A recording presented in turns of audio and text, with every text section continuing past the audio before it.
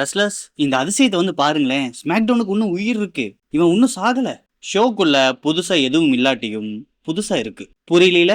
ஏன்னா எனக்கும் புரியல. அதே ஆட்கள் தான், அதே மேட்சஸ் தான், அதே ஸ்கிரிப்ட் தான். ஆனா நல்லா இருக்கு. ஆதலால் இந்த வாரம் ஸ்மாக்டவுன் எபிசோட் எப்படி இருந்துச்சுன்னு இந்த வீடியோல பார்க்க போறோம். இது உங்க SmackDown review episode. So time waste பண்ணாம let's get into the show.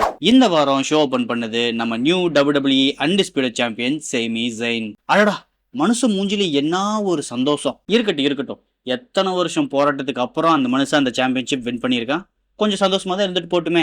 நம்ம ஜான் சீனா எப்படி த லாஸ்ட் ரியல் சாம்பியன் ஒரு டேக்லைன் வச்சிருந்தாரோ அதை அப்படியே ஆட்டை போட்டு லைட்டா பட்டிட்டிங்கிறீங்க பார்த்து தலைவன் தனக்குன்னு ஒரு புது கேட்ச்ஃப்ரேஸ் கிரியேட் பண்ணியிருக்கான். அதுதான் தி லாஸ்ட் ரியல் குட் கை.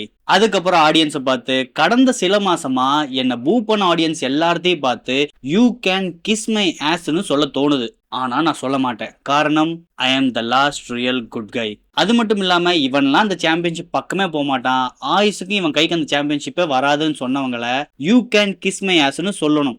ஆனா நான் சொல்ல மாட்டேன். காரணம் ஐ ஆம் த லாஸ்ட் ரியல் குட் கை.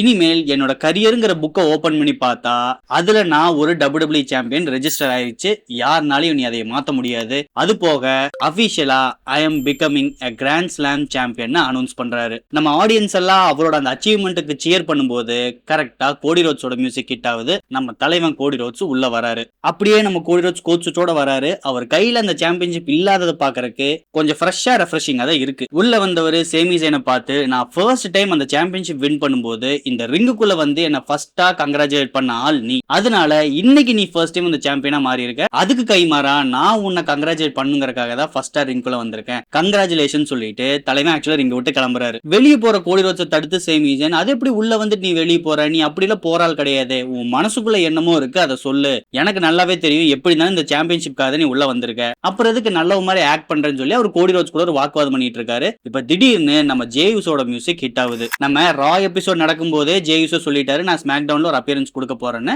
சொன்ன மாதிரியே இந்த டைம் ஸ்மாக் டவுன்குள்ள வந்திருக்காரு. நம்ம ஈட் மேன் ரிங்குக்குள்ள வந்த உடனேவே எதுவுமே பேசாம டைரக்டா போய் சேமி ஜெயினை கட்டி பிடிச்சிட்டாரு. அடடா, பிளட் லைனோட நினைவுகள். அப்படியே சேமி ஜெயினை விஷ் பண்ணிட்டு சேமி நான் இங்க ஏன் வந்திருக்கேன்னு உனக்கு தெரியும். அந்த சாம்பியன்ஷிப்பை நான் என்னோட ஃபேமிலிக்கு மறுபடியும் கொண்டு போய் ஆகணும்னு சொல்ல உடனே கோடி ரோட்ஸ் இங்க பயங்கரமா டென்ஷன் ஆகுது. ஜேவை பார்த்து சத்தம் போடுறாரு. எந்த ஃபேமிலி பத்தியா பேசுற?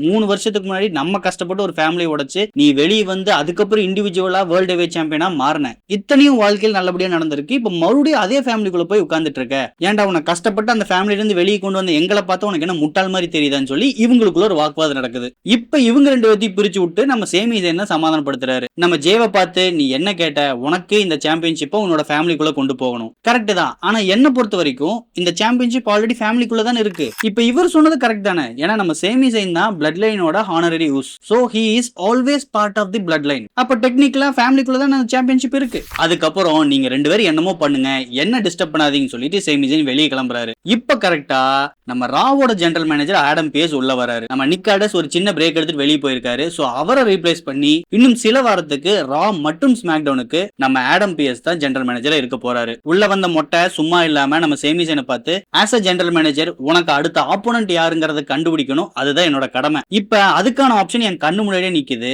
சோ நான் ஒரு காரியம் பண்றேன். இன்னைக்கு night Cody Rhodes versus Jey Uso number 1 contender for undisputed championship match நடக்க போகுது. ஆனால் இதுல ஜெயிக்கிறவங்க உனக்கு சம்மர் ஸ்லாம் வரைக்கும் வர மாட்டாங்க. வர்ற ரா எபிசோட்லயே உன்னோட சாம்பியன்ஷிப்பை நீ லைன்ல வச்சுதான் ஆகணும். இந்த 2 பேர்த்துல யார் ஜெயிக்கிறாங்களோ அவங்க கூட நீ மண்டே நைட் ரால சாம்பியன்ஷிப்பை டிஃபெண்ட் பண்ணி ஆகணும்னு அனௌன்ஸ் பண்றாரு. நம்ம கோடி ரோட்ஸுக்கும் ஜேயூசோக்கும் பயங்கர உற்சாகம். ஆனா சேமி ஜெயின் தான் பாவம். எப்படியும் அவர் ஒரு டிரான்சிஷன் சாம்பியன் தான். கண்டிப்பா அவர் கையில இருந்து நீங்க சாம்பியன்ஷிப் எடுத்துருவீங்கன்னு தெரியும். ஆனா இவ்வளவு சீக்கிரம் எடுப்பீங்கன்னு சொல்லி நான் எதிர்பார்க்கல. சரி பரவாயில்ல, நீ எடுத்துட்டு போ. அட்லீஸ்ட் அந்த மனுஷன் ஒரு நாள் சாம்பியனா மாறிட்டார்ல, அது வரைக்கும் எங்களுக்கு போதும். நம்ம சேமி ஜெயினுக்கு அது தெரிஞ்சதுனாலதான் அந்த பெல்ட்டை வச்சு தன்னால எவ்வளவு ஜாலியா இருக்க முடியுமோ அது பண்ணிட்டு இருக்காரு. கார்ல பக்கத்து சீட்ல அந்த சாம்பியன்ஷிப்பை மாட்டி விட்டுட்டு ஊரை சுத்திட்டு இருக்காரு. காஃபி ஷாப் போய் பெல்ட் பக்கத்துல வச்சு அது கூட பேசிட்டு சாப்பிட்டு இருக்காரு. எத்தனை வருஷம் ஏக்கம் என்ஜாய் பண்ணிட்டு போட்டு. அடுத்தது Charlotte Flair, Tiffany Stratton, Chelsea Green versus Jade Cargill, B Fab and Michin 6 women tag team match. Wrestlers நீங்க கொஞ்சம் கவனிச்சு பாத்தீங்கன்னா உங்களுக்கு தெரியும். அங்க இருந்த மொத்தம் 6 விமன்ல செல்சி கிரீன் உள்ள வரும்போது தான் ஆடியன்ஸ் அவ்வளவு பாப் பண்றாங்க.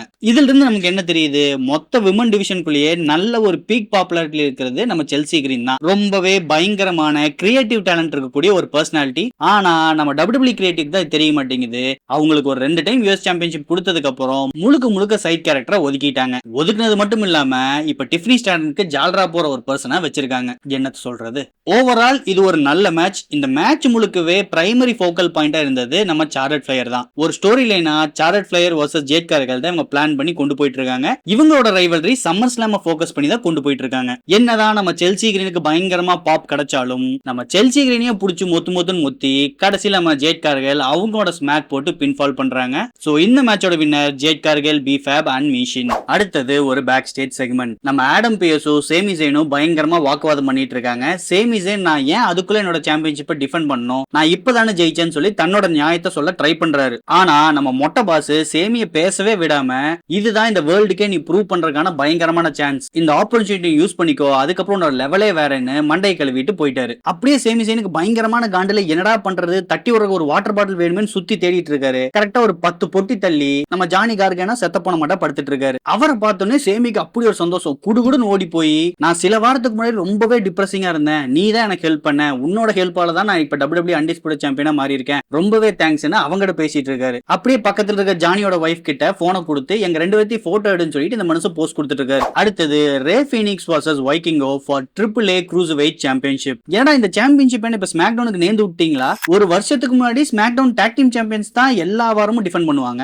அதுக்கப்புறம் அந்த இடத்த USA சாம்பியன்ஷிப் ரீப்ளேஸ் பண்ணுச்சு. இப்ப ட்ரிக் வில்லியம்ஸ் கிட்ட போனதுக்கு அப்புறம் USA சாம்பியன்ஷிப் வெளியே வர்றது இல்ல, அதுக்கு பதிலா AAA இருந்து ஒரு சாம்பியன்ஷிப் உள்ள கொண்டு வந்திருக்கீங்களா? என்னடா நியாயம் இது? அது இன்னொரு கம்பெனிக்கான பெல்ட்டா? ஏதோ அப்பப்ப பண்ணீங்கன்னா பரவாயில்ல, இதென்ன எல்லா வாரமும் ரே ஃபீனிக்ஸ் வச்சு டிஃபெண்ட் பண்ண வச்சிட்டு இருக்கீங்க.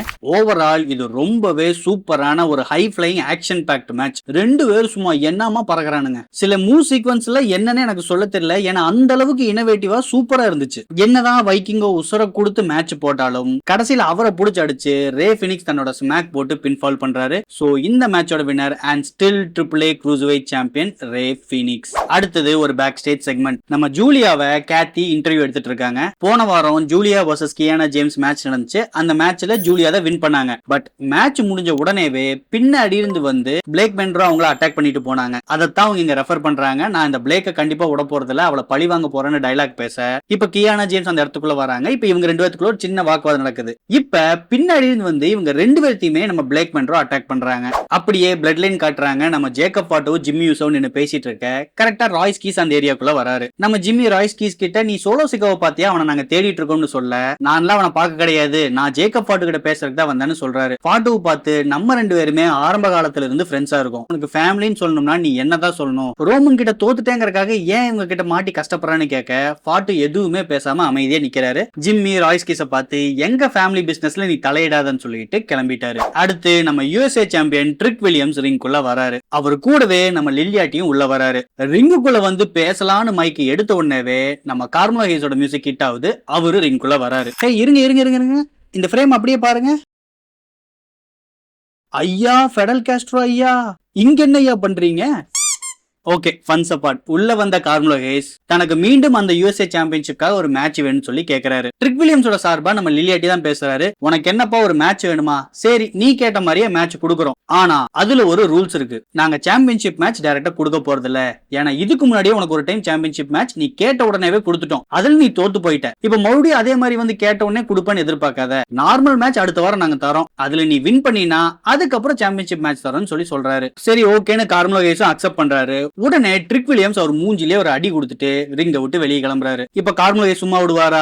ஓடி வந்து ட்ரிக் வில்லியம்ஸ் மேலேயே ஒரு ஜம்ப். அதுக்கப்புறம் ரிங்குக்குள்ள ஏறி ஒரு போஸ்ட் கொடுத்துட்டு இருக்காரு. ட்ரிக் வில்லியம்ஸ் அடுத்த வாரம் உன் கதையை முடிக்கிறேன்னு சொல்லிட்டு ரிங்குக்கு வெளியே கோவமா நின்னுட்டு இருக்காரு. அடுத்தது டான் ஹியூசனோட செக்மெண்ட். நம்ம மேட் கார்டானவோ டான் ஹியூசனோ அவங்களோட ரூம்ல நின்னு பேசிட்டு இருக்காங்க. இன்னும் சில வாரத்துல சாட்டர்டே நைட் மெயின் இவென்ட் நடக்க போகுது. அதுல Dan Hewson versus JD McDonagh match நடக்க போகுதுன்னு நம்ம டான் ஹியூசன் அங்க அனௌன்ஸ் பண்றாரு. இந்த கான்வர்சேஷன் நடந்துட்டு இருக்கும்போது அவங்களுக்கு அப்படியே பின்னாடி நம்ம மிஸ்ஸும் கிட் வில்சனும் உட்கார்ந்துட்டு தான் இருக்காங்க. இப்ப அப்படியே மேட் கார்டானோ பார்த்து ஒரு ஸ்விட்ச் மாதிரி ஒரு ரிங் இருக்கு, இதை நீ தான் டர்ன் பண்ணு கேக்குறாரு. காரணம் உங்ககிட்ட தான் மசில்ஸ் பெருசா இருக்கு, அதனால நீ தான் பண்ணு உசுப்பேத்த. அந்த மனுஷன் அப்படியா சொல்றா, சரி நான் பண்றேன்னு உடனே திருப்புறாரு. பின்னாடி பார்த்தா கிட் வில்சனுக்கும் மிஸ்ஸுக்கும் பயங்கரமா ஷாக் அடிக்குது. அவங்க ரெண்டு பேருமே மயக்கம் போறதுக்கு முன்னாடி கரெக்டா கிட் வில்சன் ஆசம்னு மிஸ் எப்படி கத்துவாரோ அதே மாதிரி கத்திட்டு மயக்கம் போடுறாரு. சோ எனக்கு என்னமோ இந்த ஷாக் மூலியமா இவங்களுக்குள்ள பாடி ஸ்வாப் நடக்கிற மாதிரி ஒரு ஸ்டோரியில எழுதுறாங்களோன்னு தோணுது. இன்கேஸ் அப்படி பாடி ஸ்வாப் நடந்தா அடுத்த சில வாரங்கள் இன்னும் நிறைய காமெடி செக்மெண்ட் நமக்கு கிடைக்கும்னு எதிர்பார்க்கலாம். என்ன இந்த ஜட்ஜ்மெண்ட் டே கிட்ட இந்த ஸ்டோரி லைன் போகாம இருந்தா கண்டிப்பா ஒரு காமெடியா சூப்பரா இருக்குன்னு நம்ம சொல்லலாம். இப்ப தேவையில்லாம போய் ஜட்ஜ்மெண்ட் டே கிட்ட மாட்டிட்டாங்க,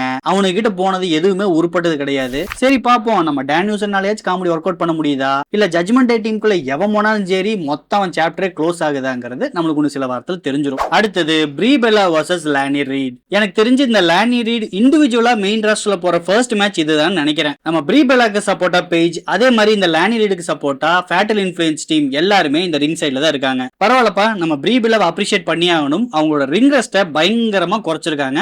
ஆக்சுவலா அவங்களோட பர்ஃபார்மன்ஸ் நல்லாவே டெவலப் ஆயிருக்கு. ஓவரால் இது ரொம்பவே ஒரு சின்ன மேட்ச் தான். ஒரு பாயிண்ட்ல நம்ம ப்ரீ பெல்லா கரெக்டா ரீட்ஸுக்கு தன்னோட லாக் கோ பிரேக்கர் போட்டுட்டு இருக்காங்க. கரெக்டா இந்த டைம்ல ஃபேட்டல் இன்ஃப்ளூயன்ஸ் டீம் இன்டர்ஃபியர் பண்றாங்க. இவங்களை தடுக்கிறதுக்காக பேஜ் உள்ள வர இப்ப ரிங்குக்கு வெளியே ஒரு சின்ன சண்டை நடந்துட்டு இருக்கு. இப்ப பேஜ ஹெல்ப் பண்றேன்னு சொல்லிட்டு நம்ம ப்ரீ பெல்லா வெளியே வந்து கொஞ்சம் அட்டாக் பண்ணிட்டு உள்ள போறாங்க. இந்த டிஸ்ட்ராக்ஷனை கரெக்டா யூஸ் பண்ணி லானி ரீட்ஸ் ஓடி வந்து ஒரு ரன்னிங் நீ கொடுக்குறாங்க. அவ்வளவுதான், பின்ஃபால் பண்ணி இந்த மேட்சோட வின்னர் லானி ரீட்ஸ். அடுத்தது ஒரு பேக் ஸ்டேஜ் செக்மெண்ட். நம்ம smack down talk team champions Damian priest and R-truth, அதே மாதிரி triple A talk team champions war Riders, இவங்களுக்குள்ள ஒரு சின்ன கான்வர்சேஷன் நடக்குது. இந்த ரெண்டு டாக் டீம் சாம்பியன்ஸையும் லைன்ல வச்சு ஒரு மேட்ச் போடலான்னு வார் ரைடர்ஸ் சஜஷன் பண்றாங்க. நம்ம டேமியன் பிரீஸ்ட் அதை அக்செப்ட் பண்ணிக்கிறாரு. ஆனா நம்ம நிக் ஆல்டர்ஸ் இப்ப லீவ்ல போயிருக்காரு. அவர் வந்த உடனேவே கண்டிப்பா ஏதோ ஒரு ஸ்மாக் டவுன் எபிசோட்ல நம்ம ரெண்டு சாம்பியன்ஷிப் லைன்ல வைக்கிறேன்னு அக்செப்ட் பண்ணிக்கிறாரு. சோ கூடிய சீக்கிரமே smack down talk team championship triple A talk team championship merge ஆக போகுது. ஐ மீன் ஒரு டீம் டுவல் சாம்பியன் ஆக போறாங்க. அப்புறம் அப்படியே நம்ம கோடி ரோட்ஸை காட்டுறாங்க. அவர் தன்னோட மேட்சுக்காக ரிங்க நோக்கி வந்துட்டு இருக்காரு. கரெக்டா இவர் வர்ற வழியில நம்ம ஃபின் பேலர் நின்னுட்டு இருக்காரு. கோடியை பார்த்து நான் ஸ்மாக் டவுனுக்கு வந்தது காரணமே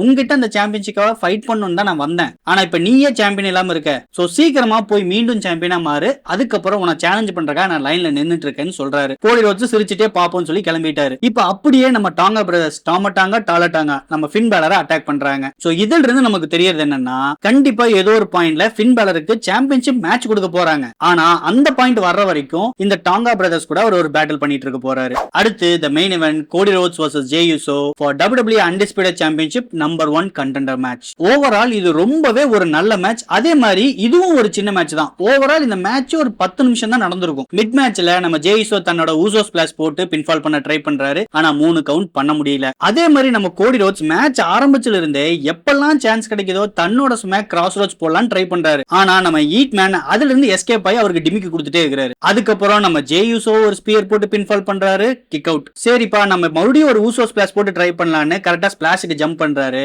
கோடி ரோட்ஸ் அதுல இருந்து எஸ்கேப் ஆகி இவர் ஒரு ஸ்பியர் போடுறாரு. இது ரொம்பவே சுமாரான மொக்கையான ஒரு ஸ்பியர் தான். ஆனா கோடி ரோட்ஸ் ஃபர்ஸ்ட் டைம் ஒரு ஸ்பியர் போடும்போது பாக்குறது கொஞ்சம் ஃப்ரெஷ்ஷா இருந்துச்சு. அதுக்கப்புறம் அதிசயமா நம்ம கோடி ரோட்ஸ் டாப் ரோப்ல நின்னு ஒரு ஃபாக் ஸ்பிளாஷ் போடுறாரு. ஆனா அதை அவர் ப்ராப்பரா எக்ஸிக்யூட்டும் பண்ணல. கரெக்டா ஒரு லேண்ட் ஆகும்போது ஜே யூசோ காலை வச்சு அதை பிளாக்கும் பண்ணிட்டாரு. அடி வாங்கின கோடி ரோட்ஸுக்கு ஸ்லீப்பர் ஹோல்ட் போடலாம்னு ஜே யூசோ ட்ரை பண்றாரு. ஆனா அதுல இருந்து கோடி ரோட்ஸ் எஸ்கேப் ஆகி தன்னோட ஸ்மாக் கிராஸ் ரோட்ஸ் போடுறாரு. அதுக்கப்புறம் பின்ஃபால் பண்ணி இந்த மேட்சோட வின்னர் கோடி ரோட்ஸ். சோ வரப்போற ரா எபிசோட்ல Cody Rhodes vs Sami Zayn for WWE undisputed championship match நடக்க போகுது. எப்படியும் அந்த மேட்ச்ல நம்ம கோடி ரோட்ஸ் ஜெயிச்சிருவாரு.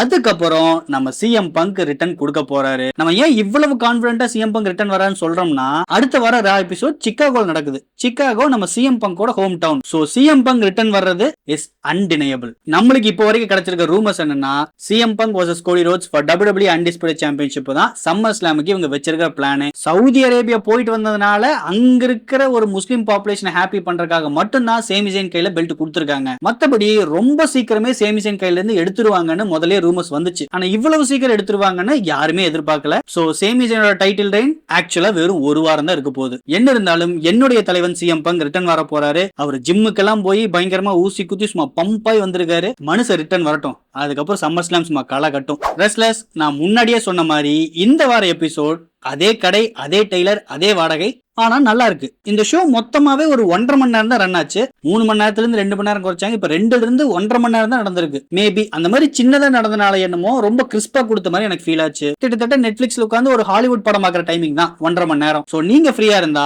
தாராளமா இந்த வார ஸ்மாக்டவுன் எபிசோட் நீங்க பார்க்கலாம். உயிர் வந்துருச்சு. ஆனா இது என்னோட ஒப்பீனியன் தான். உங்களோட ஒப்பீனியன் என்னன்னு மறக்காம கமெண்ட்ஸ்ல லீவ் பண்ணுங்க. சம்மர் ஸ்லாம்ல என்னெல்லாம் மேட்சஸ் நீங்க எக்ஸ்பெக்ட் பண்றீங்கன்னு உங்களோட ஒப்பீனியன் கமெண்ட்ஸ்ல சொல்லுங்க. அதே மாதிரி இந்த வீடியோ பிடிச்சிருந்தா லைக் பண்ணுங்க. மறக்காம ப்ரோ ரெஸ்லிங் பார்க்கக்கூடிய உங்க ஃப்ரெண்ட்ஸுக்கு இந்த சேனலை ஷேர் பண்ணுங்க. ரொம்ப முக்கியம், சப்ஸ்கிரைப் பண்ணுங்க. அப்பதான் கூடிய சீக்கிரம் நம்ம 20K சப்ஸ்கிரிப்ஷனை ரீச் பண்ண முடியும். நான் அதுக்காக ஆவலா காத்துக்கிட்டு இருக்கேன். அடுத்து வேறொரு ப்ரோ ரெஸ்லிங் வீடியோவில் நான் உங்களை சந்திக்கிறேன். அது வரைக்கும் it's me Veera signing off. Until next time.